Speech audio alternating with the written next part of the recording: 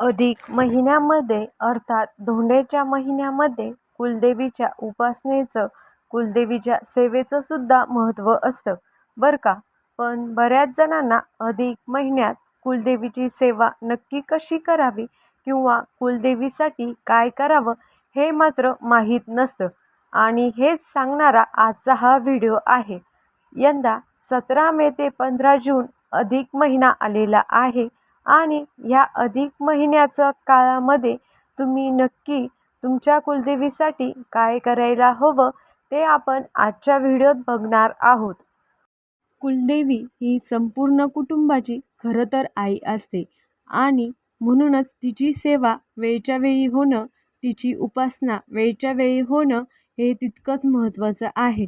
मित्रांनो, अधिक महिन्यात आपल्या कुलदेवीसाठी आपण काय करावं ते तर आपण बघणारच आहोत.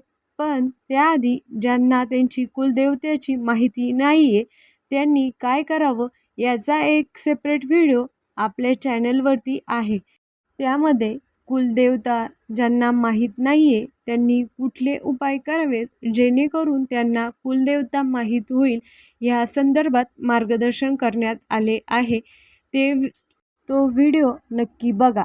आजच्या ह्या व्हिडिओमध्ये बोलणार आहोत अधिक महिन्याबद्दल. मित्रांनो, प्रत्येक घराची एक कुलदेवता असते. त्या कुलदेवतेचे वर्षातून एकदा तरी आपण दर्शन घ्यावे. कुलदेवता आपल्या कुटुंबाचे रक्षण करत असते.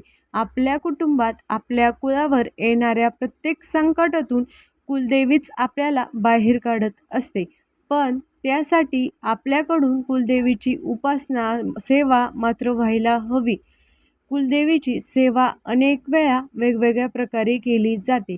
नवरात्रातसुद्धा आपण आपल्या कुलदेवीची ओटी भरतो, तिची सेवा करतोच. पण नवरात्र व्यतिरिक्त सुद्धा इतर काही दिवसामध्ये सुद्धा आपण कुलदेवीची सेवा करायला हवी.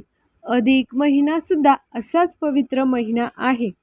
हा साधनेचा, उपासनेचा महिना आहे. ह्या महिन्यामध्ये जशी आपण भगवान श्रीहरी विष्णूची अर्थात पांडुरंगाची सेवा करतो तशीच आपण कुलदेवीचीही सेवासुद्धा करायला हवी. अधिक महिन्यामध्ये कुलदेवीची सेवा करण्याचे एक मुख्य कारण म्हणजे अधिक महिन्यामध्ये आपण जी काही सेवा करतो, जी काही साधना करतो, जी काही उपासना करतो त्याचं फळ आपल्याला 10 पटीने अधिक मिळत असते. म्हणून अधिक महिन्यामध्ये आवर्जून कुलदेवीची सेवा करावी.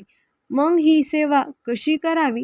सगळ्यात महत्त्वाची म्हणजे अधिक महिन्यात सगळ्या मंगळवारी किंवा सगळ्या शुक्रवारी तुम्हाला जमेल तसं कुलदेवतेची ओटी भरावी. म्हणजेच जर तुम्ही शुक्रवार निवडला असेल तर सगळ्या शुक्रवारी कुलदेवीची ओटी भरावी किंवा मंगळवार निवडला असेल तर प्रत्येक मंगळवारी कुलदेवीची ओटी भरावी.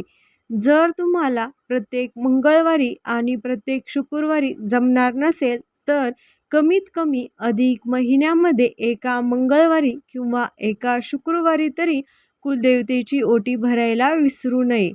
ओटीमध्ये कुलदेवतेसाठी साडी, चोळी, बांगड्या, हळदी कुंकू, त्याचबरोबर मणी, मंगळसूत्र, हार किंवा वेणी, 5 प्रकारची फळं, त्याचबरोबर दक्षिणा, विडा हे सगळं भक्तिपूर्ण भावाने अर्पण करावे.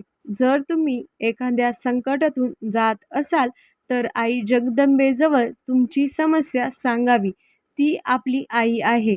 आपल्या हाकेला नक्कीच धावून येते. अधिक महिन्यामध्ये कुलदेवीची जी सेवा करायची आहे त्याच्यात ओटी भरणं ही सगळ्यात महत्त्वाचं आहे. पण ह्या व्यतिरिक्त तुम्ही कुलदेवतेच्या मंत्राचा जपसुद्धा करू शकता.